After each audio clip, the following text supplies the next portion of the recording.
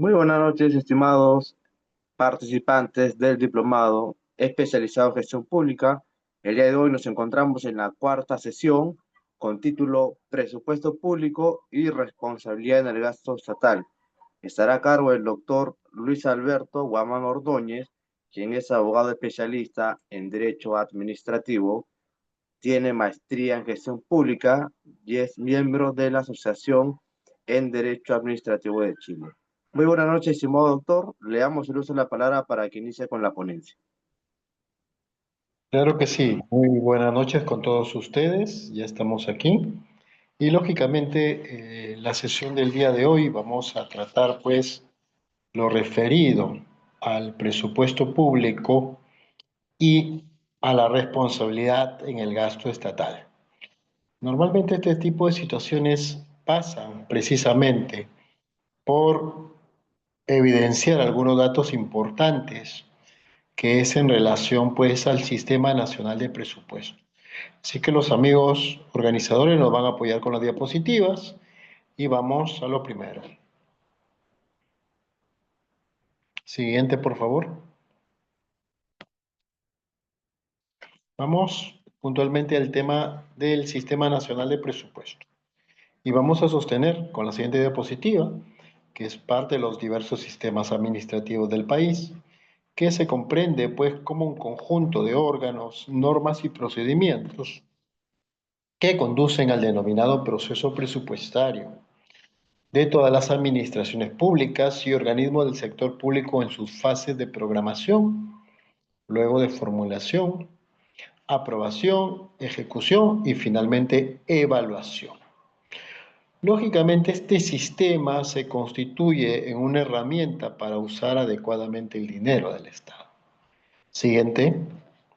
Pasemos ahora a lo que es la noción de presupuesto. Siguiente. Ya. El presupuesto es uno de los sistemas administrativos que conforman pues la denominada administración financiera gubernamental. En el caso del Perú, se cuenta con una ley marco de administración financiera del sector público, denominada normalmente SAFI, que es la estructura normativa que establece las disposiciones básicas para una gestión integral y eficiente de este tipo de procesos, básicamente de aquellos relacionados con captar y utilizar fondos públicos. Para ello, los parámetros o procesos básicos que le siguen, y lo vamos a detallar con mayor análisis en el rubro de los principios, son los de responsabilidad, transparencia fiscal y búsqueda de la estabilidad macroeconómica. Conforme a la Ley General del Sistema Nacional de Presupuesto, este último es el instrumento de gestión del Estado para el logro de resultados a favor de la población. ¿Qué se busca entonces con el presupuesto? Generar valor público. Y valor público es el resultado medible y susceptible de mejora de aquellas prestaciones que brinda el Estado a través de sus diversas instituciones para generar pues un beneficio al ciudadano, a la persona de a pie. También este presupuesto se constituye en la expresión cuantificada, conjunta y sistemática de los gastos a atender en cada año fiscal. Es por ello que normalmente vamos a contar pues con los diversos proyectos de ley de presupuesto que finalmente en octubre ya se hacen realidad a través de su aprobación mediante una ley del Congreso. Eso hace ver que lógicamente los cometidos del Parlamento están vinculados a la aprobación de la dación presupuestal de cada año fiscal, siendo pues una competencia exclusiva y excluyente respecto de otros poderes del Estado. Lógicamente, como ya se ha dicho, pues este sistema, el de presupuesto, está regulado por varios principios. Hay muchos de ellos que nos vamos precisamente a estudiar y principalmente el que en el ámbito común, más allá del carácter técnico, jurídico que esto reviste o del carácter técnico presupuestal, el que es común identificar por parte del ciudadano es el principio de anualidad. ¿Y qué significa este principio, el de anualidad? Que lógicamente el presupuesto del sector público tiene una vigencia temporal de un año, que normalmente es la que coincide con el año calendario. Esta es una óptica muy importante porque establecer el carácter anual y con ello el principio de anualidad del uso del presupuesto permite mantener el uso adecuado del mismo, así como su identificación para efectos del control estatal que eventualmente puede hacer la Contraloría y los órganos de la misma a través de los procedimientos disciplinarios respectivos. Entonces, el carácter anual y con ello el principio de anualidad del uso del presupuesto público es relevante porque nos ayuda pues a determinar cómo es que podemos hacer la medición y lógicamente la comparación del uso adecuado del presupuesto público. Buenas noches, Christopher. Es un gusto contar contigo. Conforme a la Constitución, pues, debe indicarse que el presupuesto está asignado para el uso eficiente de los recursos públicos, por lo que la programación del mismo y su ejecución responde a criterios de eficiencia de necesidades sociales básicas bajo un parámetro de descentralización. Pero también hay que ser sinceros que en el Perú hay una fuerte tensión todavía, hay una suerte de resistencia de asumir que puntualmente los presupuestos públicos puedan destinarse efectivamente a las diversas instituciones del Estado a través de un criterio de descentralización. Hay esta preocupación todavía de entender, de asumir que no en todos los casos pues vamos a obtener esta posibilidad del uso del gasto público en los diversos momentos de la historia republicana.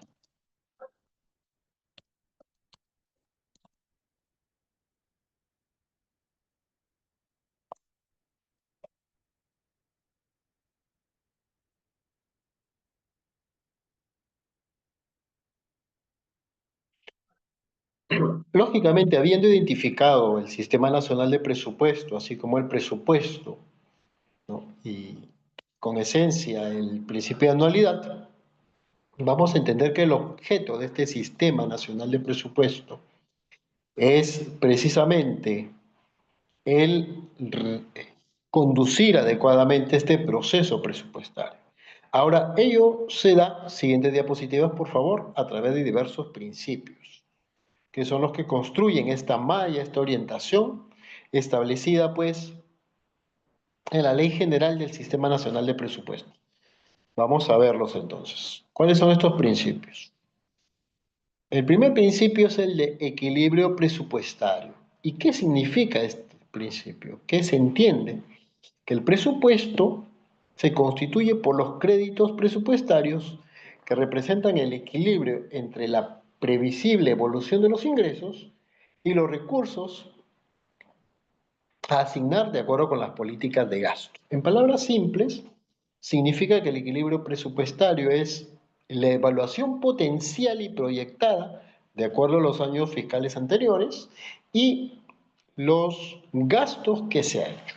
En este equilibrio presupuestario también se consideran las devoluciones de dinero público al fisco, que como sabemos pues es uno de los graves problemas dado que la capacidad de gasto no siempre es eficiente. Este principio de equilibrio presupuestario constituye una herramienta que impide incluir autorizaciones de gasto sin el financiamiento pertinente. Y miren qué importante, porque la jurisprudencia ha hecho mención, ¿no? Los tribunales han hecho mención en diversos casos que el, toda, toda programación presupuestal, todo uso de los recursos públicos de su momento, todos los recursos a asignar, tienen que utilizarse de la mejor manera. Este principio de equilibrio presupuestario, por ejemplo, ha llamado la atención en lo que es la aprobación de leyes en donde se han creado, por ejemplo, universidades públicas, ¿no? Hemos visto, bastante interesante, por cierto, que el Tribunal Constitucional se ha preocupado de poder, pues, entender cómo es que se gasta el dinero público. Por ejemplo, en la sentencia 1037 del año 2020, que es el caso de la ley de presupuesto del año 2019, se ha analizado situaciones vinculadas, pues, a la naturaleza de la ley del presupuesto. Y aún más dentro de ello, pues, el tema de el ingreso de personal del sector público mediando mandato judicial, ¿no? Esta sentencia es interesante porque en ella se ha buscado entender el carácter de la anualidad del uso del gasto público. Y esto ha llevado a que el tribunal diga, ¿no?, en esta sentencia, que la ley de presupuesto se caracteriza por tener un tiempo de vigencia determinado, el cual es anual, según lo dispone el artículo 77 de la Constitución. De modo, pues, que todo debate, todo análisis debe hacerse en función a la vigencia temporal de la ley que las contiene. Pero eso no evita que si los efectos de la ley se mantienen en el tiempo, pueda analizarse la prestación vinculada al cumplimiento de la ley de presupuesto. Para esto, el Tribunal Constitucional ha establecido que el artículo 105 establece que ningún proyecto de ley puede sancionarse sin no contar previamente con la posición de la comisión dictaminadora, salvo la excepción del reglamento del Congreso. Pero básicamente, en lo que nos interesa, el tribunal pues ha establecido que deben cumplir tales exigencias. Específicamente, en relación a las leyes de presupuesto, siempre se busca cumplir estrictamente los artículos 78 y 80 de la Constitución. ¿Y qué dicen estos artículos? Son los que establecen el carácter, pues, rector de la administración económica y financiera del Estado y establecen, pues, el equilibrio, lo que ya hablábamos, el principio de equilibrio presupuestario, el equilibrio entre los ingresos y los gastos. Entonces, miren qué importante porque estos contrafuertes son ya relevantes para poder determinar este principio del equilibrio presupuestario. Ahora, hay que rescatar que si bien no hay un desarrollo pormenorizado de esta figura del equilibrio presupuestario, esto no ha evitado que la jurisprudencia construya pues un denominado derecho constitucional presupuestario, que son los principios básicamente que regulan la actuación de los poderes del Estado en cuanto a la elaboración y aprobación del presupuesto anual. Eso ha establecido pues el Tribunal Constitucional, reiterando que el principio de equilibrio presupuestario, que tiene una naturaleza constitucional en el artículo 78, busca, como su precisión lo dice, generar situaciones de déficit fiscal que afecten al país. Entonces, a partir de ahí es donde el Tribunal Constitucional ha establecido, pues, estos alcances del equilibrio presupuestario como tal. Ahora bien, en cuanto, vinculado a este tema, el cumplimiento de mandamientos judiciales que ordenan el regreso de personal al Estado, el tribunal ha hecho una comparación entre el artículo 2, inciso 15, con precisamente el artículo 22, donde se habla que el trabajo es un deber y un derecho, así como el artículo 23, entendiendo que el trabajo es objeto de atención prioritaria del Estado. Y por supuesto los artículos 24 y 27, que se relacionan a la remuneración y a la protección contra el despido. ¿Qué nos ha dicho el tribunal? El tribunal nos ha dicho de que precisamente si bien el legislador puede establecer regulaciones que limitan la posibilidad de terminar un contrato de trabajo, también tiene que evaluarse si es que la protección de los derechos laborales se hace de tal modo que no se afecte el equilibrio presupuestal. Y esto es un dato relevante porque nos permite ver que hay una fase o concreción material del principio de equilibrio presupuestario.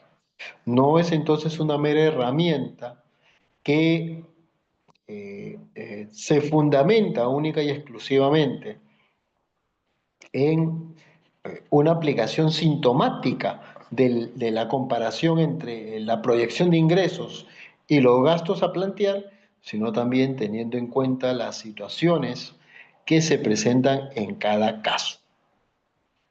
Ahora, este no es el único espacio, porque también el Tribunal Constitucional precisamente nos ha dicho en la sentencia del Pleno 288-2024, relacionado al caso de asignación económica mensual para el personal que cumple el servicio militar acuartelado, ¿no?, que también tiene mucho que ver el tema del principio de equilibrio presupuestario.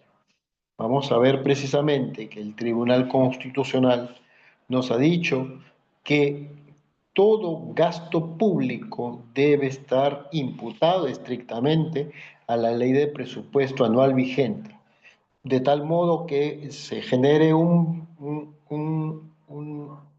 trato adecuado entre el balance general de ingresos y egresos para dicho año fiscal. Entonces, miren qué importante, porque lo que se ha sometido a cuestionamiento es disposiciones del Congreso que no cuentan con respaldo presupuestal, pero que aún así podrían, pues, generar una afectación de este principio. En esta sentencia el tribunal, interesante por cierto, para el análisis que venimos comentando, nos hace ver que esta ley propuesta en el año 2023 podría conllevar un desembolso de 483 millones en el año 2023 y en el año 2024 de 579 millones, por lo cual pues siempre este tipo de temas son preocupantes porque debe preverse oportunamente cuál es la situación que va a generar el cumplimiento de este tipo de prestaciones. ¿Ya? Entonces, eso también ha sido analizado por el Tribunal Constitucional y es algo que también se pone a detalle en este tipo de situaciones.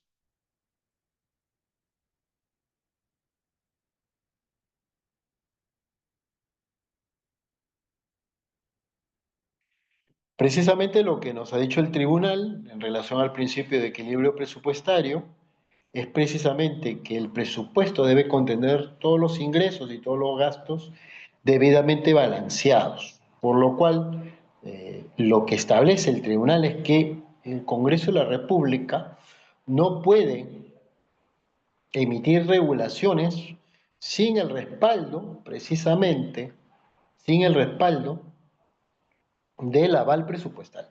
Es de allí precisamente que el propio tribunal rescata el hecho que el proyecto de ley de presupuesto se elabora por el Ejecutivo. Esto es, el Ejecutivo como cabeza de la nación es el que proyecta estos gastos y comunica lógicamente al Congreso para que el Congreso tome en cuenta sus previsiones. Luego de esta aprobación luego de la elaboración del proyecto de ley de presupuesto, este es enviado al Congreso de la República, y el Congreso de la República debe recibirlo a más tardar el 30 de agosto de cada año. Y luego ya pasa la fase de liberación, que como es sabido, culminan pues en el mes de octubre y con eso ya se entiende pues cubierto los presupuestos públicos. Lo que ha dicho el tribunal en esta sentencia, también bastante interesante, es que los poderes no pueden limitarse a una aplicación estática de las competencias que le dan en cuanto a las proyecciones económicas de los presupuestos. Esto lo ha dicho bajo el principio no solamente de separación de poderes, sino de cooperación de poderes en esta sentencia. Por lo cual debe, debe evaluarse cada vez que se emite una regulación, en este caso era objeto de materia de análisis constitucional el Decreto Supremo 278 del año 2016 de Economía y Finanzas, ¿no? Para que precisamente se evidencie que la asignación económica mensual, según los criterios del tribunal, deba ser adecuada, de tal modo que permita garantizar, ¿no?, que los sujetos, las personas, los ciudadanos que defienden al país, lo hagan de un modo que garantice, pues, su mantenimiento dentro de los cuarteles o los puntos asignados, dando, pues, la razón, ¿no?, y validando, en este caso, la ley 31796, ley que establece la asignación económica mensual para el personal del servicio militar acuartelado. Entonces, esto es interesante porque pone sobre el tapete los límites, los alcances de lo que constituye, pues, el ejercicio presupuestal en su momento. Entonces ya tenemos, miren, dos sentencias que son precisamente las que nos llevan a tener algún alcance sobre los criterios que deben manejarse en función al principio de equilibrio presupuestario. Pero no son los únicos. Lógicamente, el Tribunal Constitucional también ha puesto su preocupación en otras situaciones en donde se puede, pues, abrir el espacio para que el Congreso emita leyes con iniciativa de gasto público, lo cual sí es preocupante, porque ya habíamos hecho mención que quien elabore el proyecto de ley del presupuesto de cada año es el Poder Ejecutivo y le entrega máximo el 30 de agosto o al cierre de agosto, ¿no?, al Congreso para que éste delibere y pueda aprobarla en el mes de octubre. Y lógicamente esta surte efectos en el siguiente año presupuestal. Esto ha llevado precisamente a que hasta hace algún tiempo el Tribunal Constitucional haya también planteado algunas situaciones, ¿no?, que en realidad, más que técnicas, también son políticas y que son consustanciales a este derecho presupuestario. Y digo esto porque puntualmente en el gobierno de Sagasti, ¿no?, se cuestionó, pues, la ley 31125 que declaraba en emergencia el Sistema Nacional de Salud y lógicamente quien demandó fue el presidente, dado que esta ley había sido aprobada sin tomar en cuenta las consideraciones de los principios de cooperación y separación de poderes que ya habíamos planteado. Lo bueno es que esta demanda era un instrumento para limitar el gasto público. No obstante, el, el Tribunal Constitucional, en la sentencia 0007-2021, esta es la sentencia del Pleno 337 del 2022, ¿no?, estableció, pues, declarar infundada la demanda del Ejecutivo.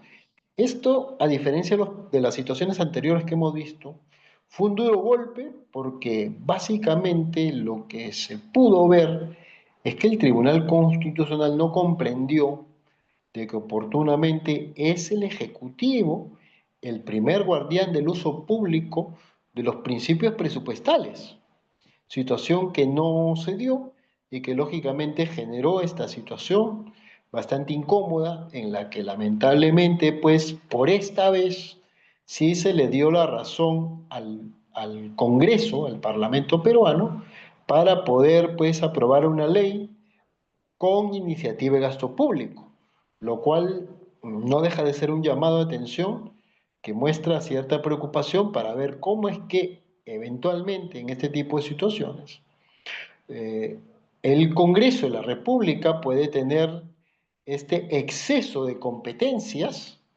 que llevan pues a un enfrentamiento de poderes. Como ustedes pueden ver, este escenario del ejercicio, ¿no?, de derechos de carácter presupuestal no solo es de carácter técnico, sino que somete a cuestionamiento las tensiones entre poderes, ¿no?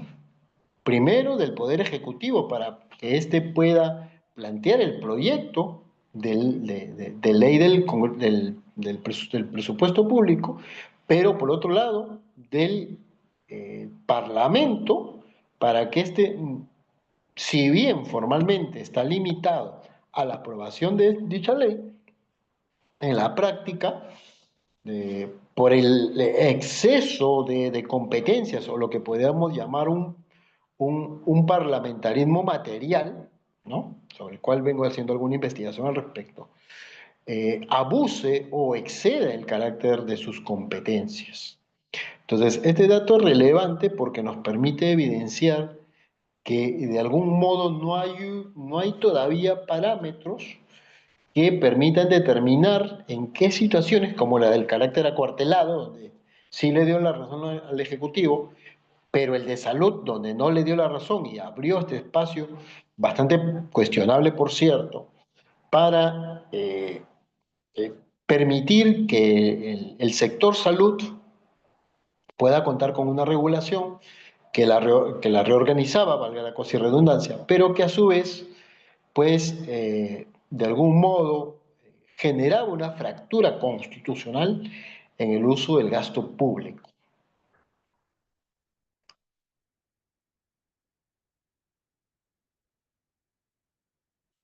También tenemos aquí, pues, el principio de equilibrio macrofiscal, que va a significar, pues, que la preparación, por un lado, aprobación y ejecución de los presupuestos, preserva la estabilidad conforme al marco de equilibrio macrofiscal. ¿Qué significa esto?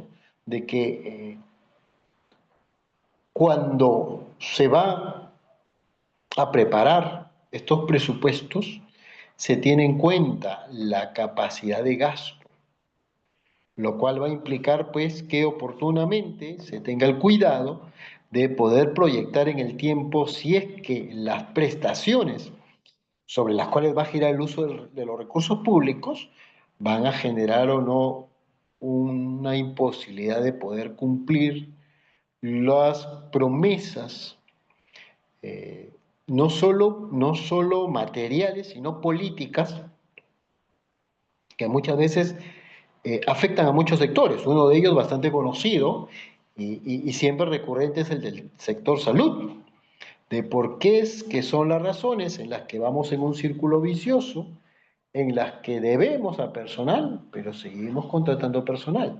Debemos a personal, pero seguimos contratando a personal. De tal modo que los hospitales públicos terminan con montos impagables por el tema de guardias, ¿no? Cuando no se determina que esto puede ser solucionado, por ejemplo, con atenciones virtuales o atenciones estacionarias o el reforzamiento de atenciones ambulatorias, ¿no?, que son situaciones, hay que ser sinceros, de alta tensión política en cada institución. El principio también de especialidad cuantitativa, que todo acto o disposición que implique la realización del uso de los recursos públicos debe cuantificar su efecto sobre el presupuesto. Dicho en palabras simples, que lo que se va a realizar debe proyectarse cuál sería la incidencia de lo que va a generar en el presupuesto. Esto se debe hacer para precisamente poder cumplir con las prestaciones vinculadas al uso de los recursos públicos.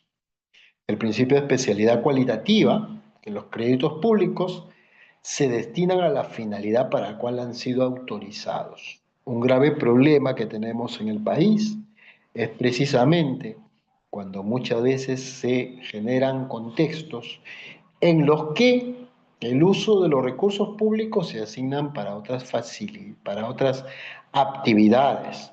Y ello pues ha llevado a una fuerte respuesta de los tribunales con sentencias efectivas por el uso de los recursos públicos.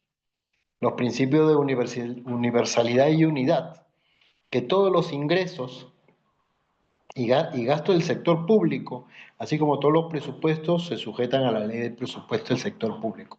Ya lo hemos dicho que estos principios son sino expresión de a su vez, de los principios constitucionales de cooperación y colaboración constitucional, de tal modo que se garantice la posibilidad de cumplir con los mismos, cumplir con las prestaciones vinculadas a ellos. Principio de no afectación predeterminada, que los fondos públicos se destinan a financiar el conjunto de gastos públicos previstos en los presupuestos. ¿Qué quiere decir esto? Que el principio de afectación predeterminada es que se utilizan única y exclusivamente para el fin para el cual han sido proyectados en el tiempo. Principio de integridad, que los ingresos y gastos se registran en los presupuestos por su importe íntegro, salvo las devoluciones de ingresos que se declaren indebidos por la autoridad competente. Principio de información y especificidad, que el presupuesto y sus modificaciones deben contener información suficiente y adecuada para efectuar la evaluación y seguimiento de los objetivos y metas. Dicho en otras palabras, que la información suficiente y adecuada de los presupuestos y de las modificaciones presupuestales que eventualmente pueden generarse en el tiempo, deben producirse de la manera certera para garantizar que se está siguiendo los criterios para su uso adecuado. Y también por aquí va el principio al cual ya nos habíamos referido al empezar este espacio académico, que es el principio de anualidad y que establece que el presupuesto del sector público tiene vigencia anual y coincide con el año calendario. Durante ese periodo se afectan los ingresos percibidos dentro del año fiscal, cualquiera sea la fecha en que han sido generados, ojo, siempre y cuando se produzcan dentro de este año, así como los gastos de vengados que se hayan producido con cargo a los créditos presupuestarios durante el año fiscal. El principio de eficiencia en la ejecución de los fondos públicos, que es que las políticas de gasto público vinculadas a los fines del Estado deben establecerse teniendo en cuenta la situación económico-financiera y el cumplimiento de los objetivos de estabilidad macrofiscal, siendo ejecutada mediante una gestión de los fondos públicos orientados a criterios de eficiencia, eficacia, economía y calidad. En otras palabras, el enfoque va orientado a que generen valor público. Los principios de centralización normativa y descentralización operativa, que es que el Sistema Nacional del Presupuesto se regule de manera centralizada, o sea, tiene un órgano rector en lo técnico normativo, correspondiendo a cada entidad el desarrollo del proceso presupuestario. Esta centralidad ayuda precisamente a aglutinar y a hacer un seguimiento del cumplimiento estricto del presupuesto. Y lógicamente cada entidad ya se hace responsable por el propio uso de sus recursos públicos. Principio de transparencia presupuestal, que va a significar que el proceso de asignación y ejecución de los fondos públicos sigue criterio de transparencia, de tal modo que se pueda conocer cómo es que se viene gastando los dineros públicos. Lo que se busca aquí es facilitar la posibilidad de poder no solo acceder a la información vinculada al uso de los recursos públicos, sino también de que se pueda tener un control ciudadano del uso de los recursos públicos.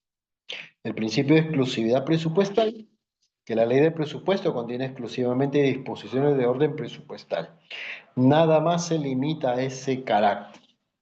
No puede tener ningún mandamiento, ninguna orden que no tenga un soporte presupuestal.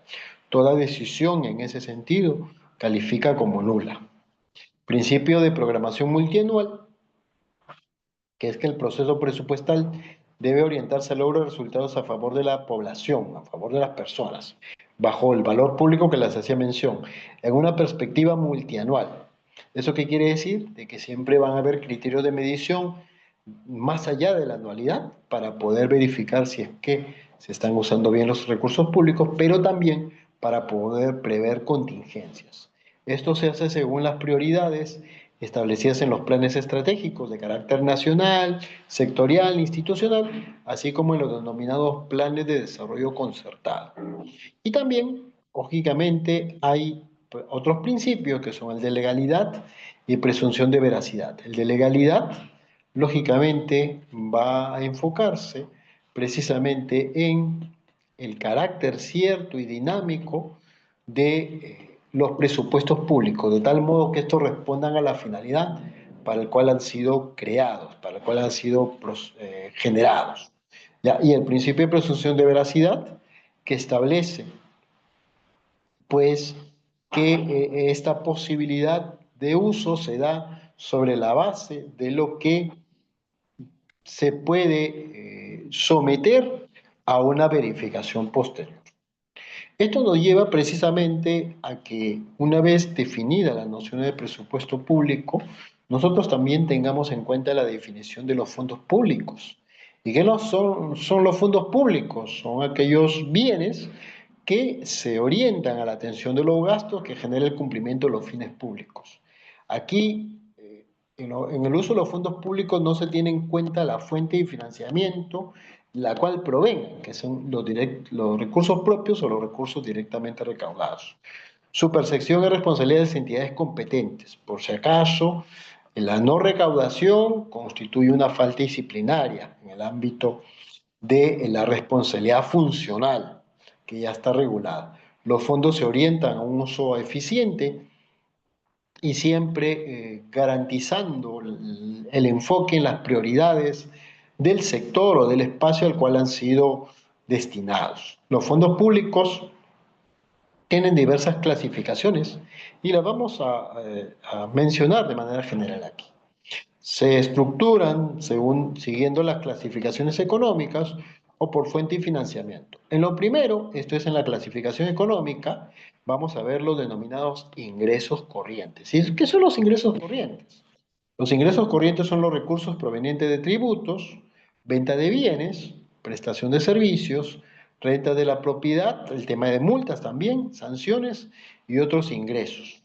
Los ingresos de capital son aquellos recursos que provienen de la venta de activos, por ejemplo, la venta de inmuebles, la venta de terreno, la venta de maquinarias, las amortizaciones por los préstamos concedidos, son los famosos reembolsos, la venta de acciones del Estado en empresas y otros ingresos de capital.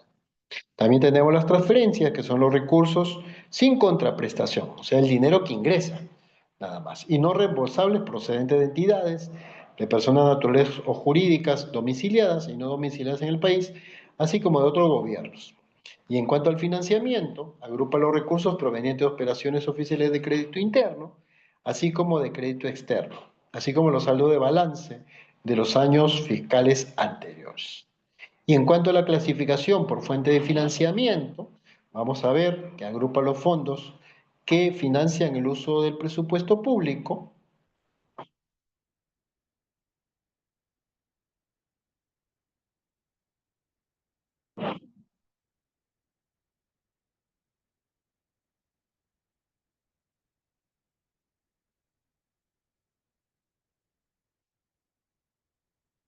y que lógicamente con ellos se entiende pues cumplidos los propósitos de el origen de los recursos que los conforman. En la siguiente material vamos allí y nos vamos a dedicar al crecimiento del gasto público en los diversos gobiernos. Vamos viendo por allí.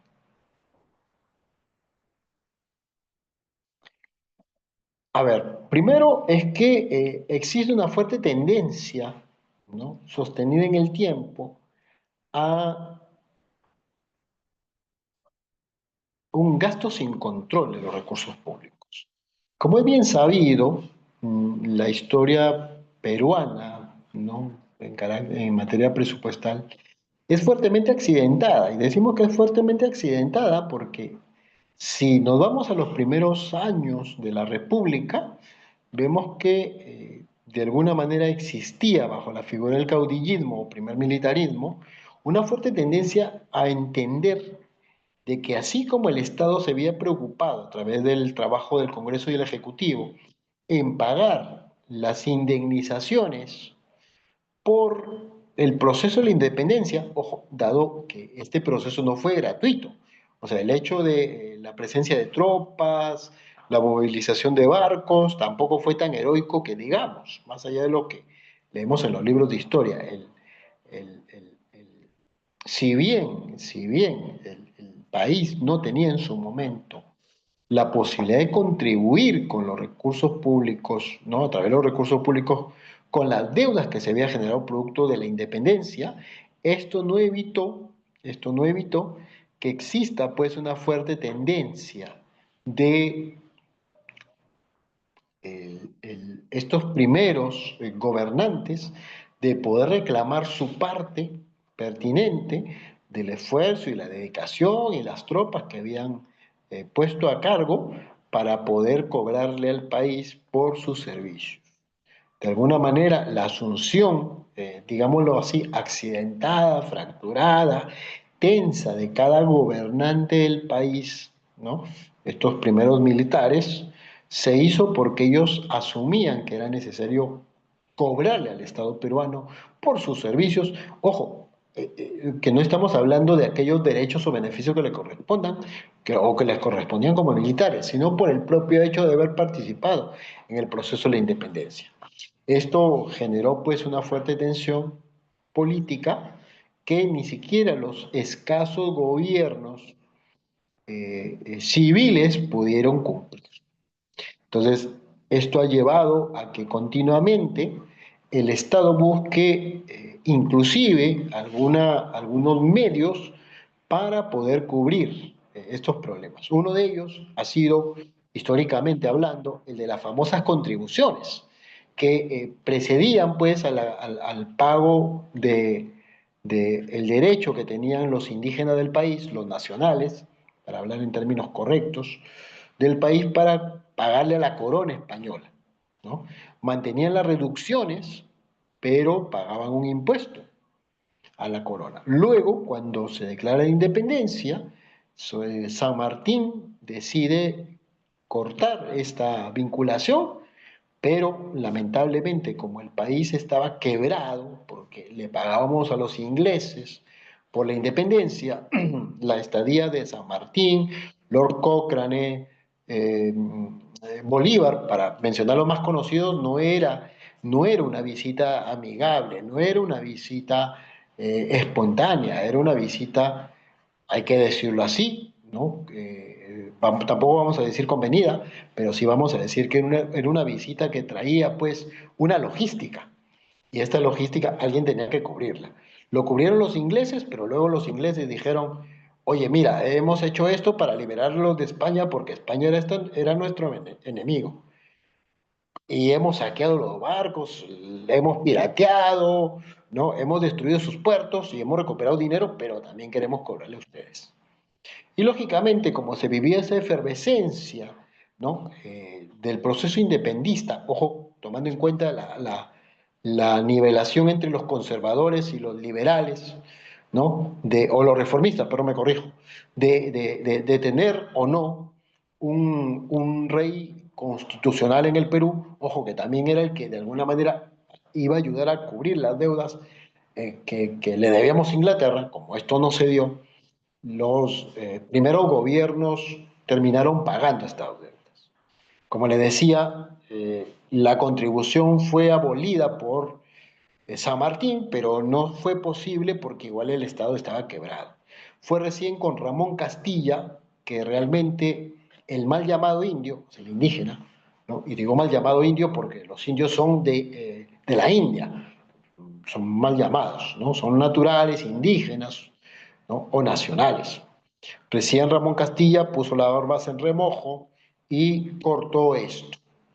Y el impacto, según la historia académica, fue bastante fuerte porque estas contribuciones que fracturaron pues la caja fiscal contribuyeron pues a mejorar la situación de la persona del campo, ¿no? Mal llamada indio, y cambió a la noción de campesino. Lógicamente, en este tiempo, ustedes tanto como yo lo conocen, el punto central fue el auge de la reserva de guano, lo que de alguna manera contribuyó a un mejoramiento de las condiciones del país, aunque limitados a la capital, pero también llevó al recelo de nuestros vecinos.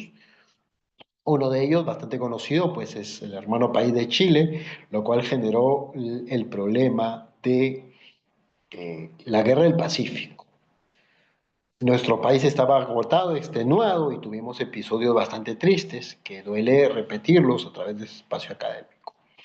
Lógicamente, luego de la guerra, Chile, que se llevó todos nuestros recursos, y fue una guerra de la infraestructura, ojo, los chilenos no pelearon contra un ejército profesionalizado. Su objetivo era destruir la infraestructura del país que Ramón Castilla y los siguientes gobernantes se habían esforzado en construir. En ese tiempo todavía no había carreteras, es verdad, pero había una infraestructura ferroviaria y quedó reducida a nada. Las haciendas, los emporios económicos, aquellos que no se alinearon al bando chileno quedaron fuera. Y esto tuvo un impacto muy fuerte de casi 50 años. Volvimos a una prehistoria en el país.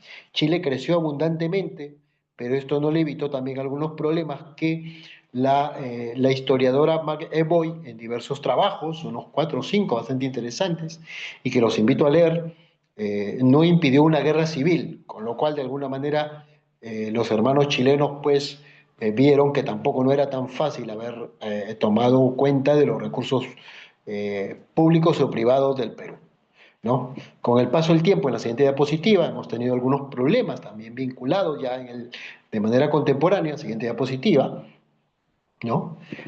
Uno de ellos ha sido el gobierno de Fujimori, donde hemos tenido, pues bastante conocido, un uso inadecuado de los recursos públicos. Un uso no solamente de los recursos públicos, sino también de los bienes públicos, ¿no?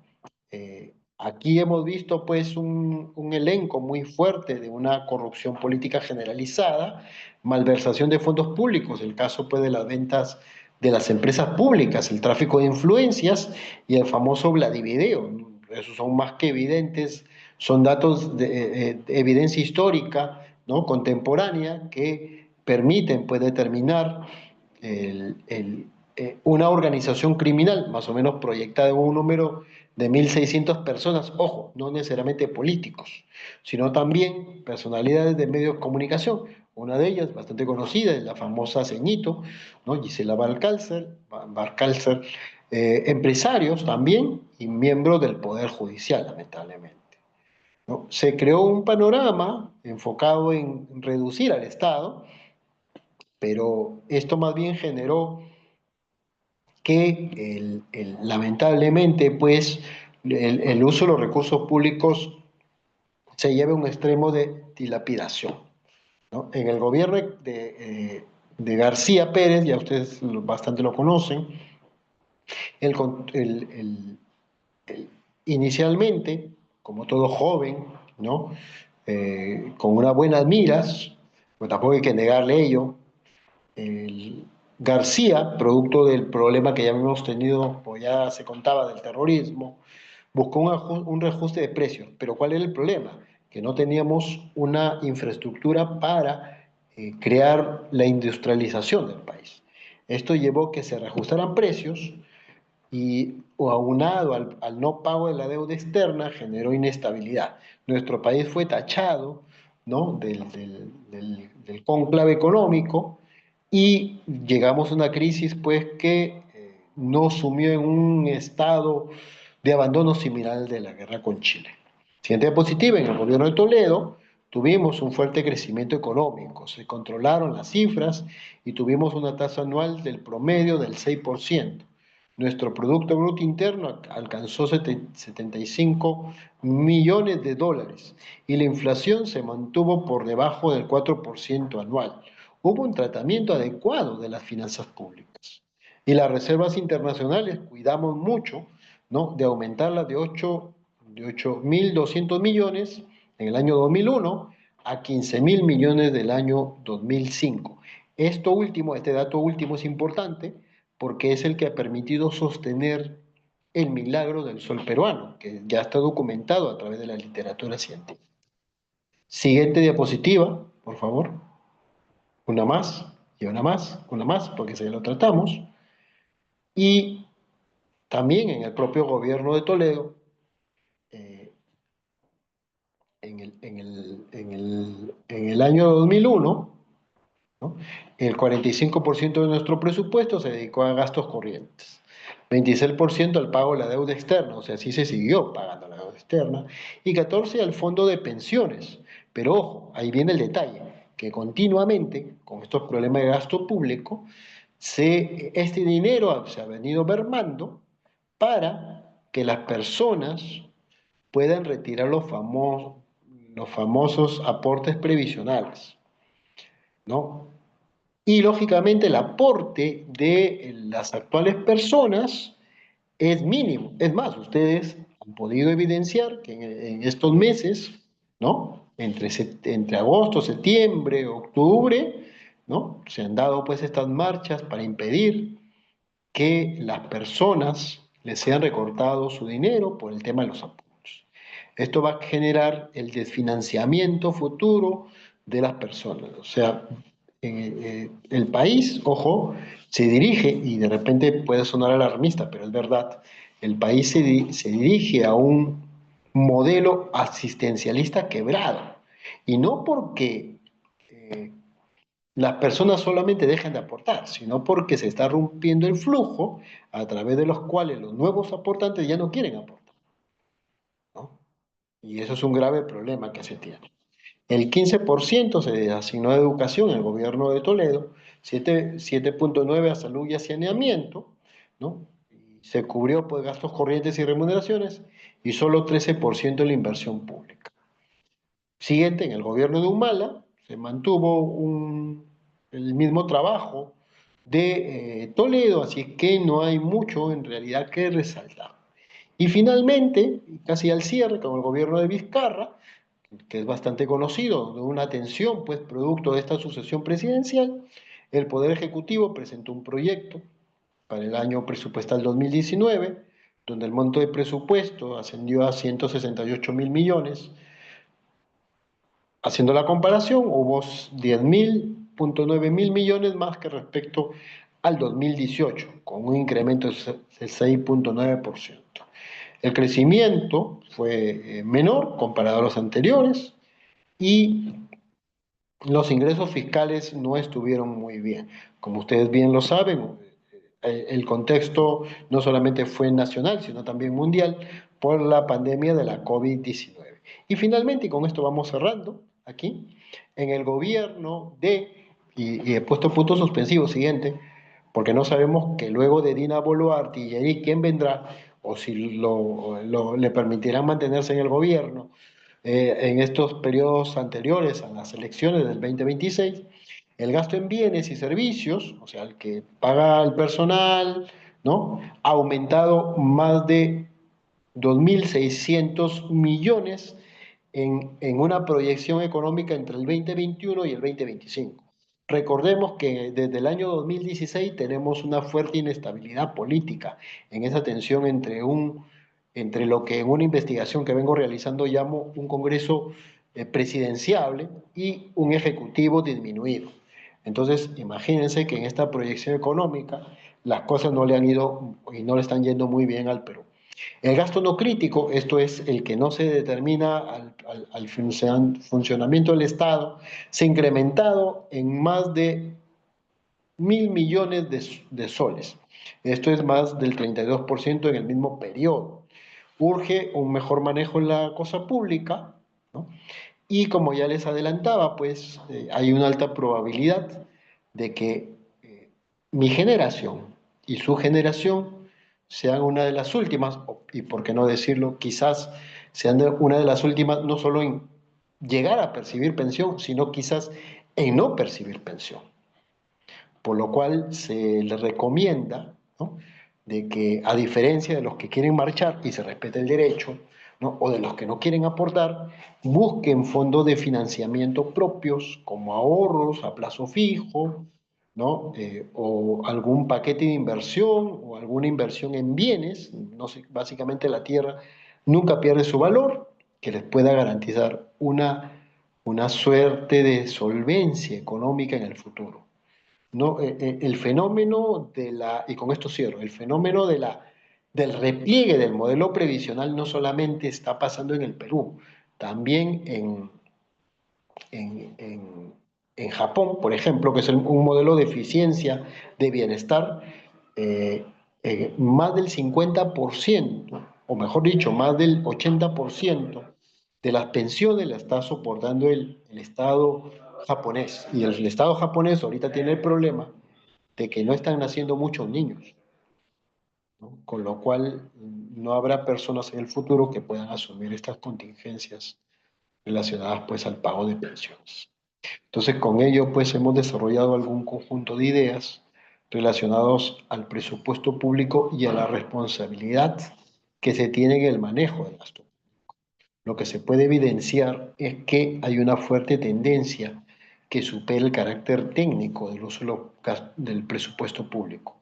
Y aún más esto se robustece con un panorama político bastante incierto, que inclusive ustedes lo están viendo cada día, ¿no? Y que curiosamente somos testigos de una fractura institucional que no va a quedar solamente en estos años, sino que va a pasar fractura a las siguientes generaciones. Con ello, pues amigos, damos pues por cerrada la presentación académica y agradecemos pues el espacio que ustedes nos han dado para poder desarrollar este conjunto de situaciones que hemos explicado a través eh, de este breve espacio académico. Estoy atento a cualquier interrogante, caso contrario pues daríamos por cerrada la presente sesión académica.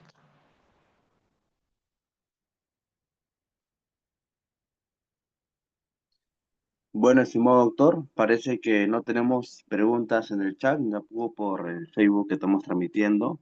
Solo queda el nombre de portal jurídico del abogado. Agradecer su ponencia el día de hoy. Todo quedó claro. Un tema muy interesante. Así que esperamos contar con su participación en futuros eventos académicos que podamos realizar en gestión pública y derecho administrativo. Muchas gracias, estimado doctor. Gracias, buenas noches. Igualmente agradecer a los asistentes. Y si quieren adquirir el certificado por 240 horas académicas, pueden comunicarse al número 985-972-395. Igualmente lo dejaremos en el chat para que puedan tener conocimiento y pedir informes sobre la certificación y eventos académicos que venimos organizando interdiario. Muchas gracias.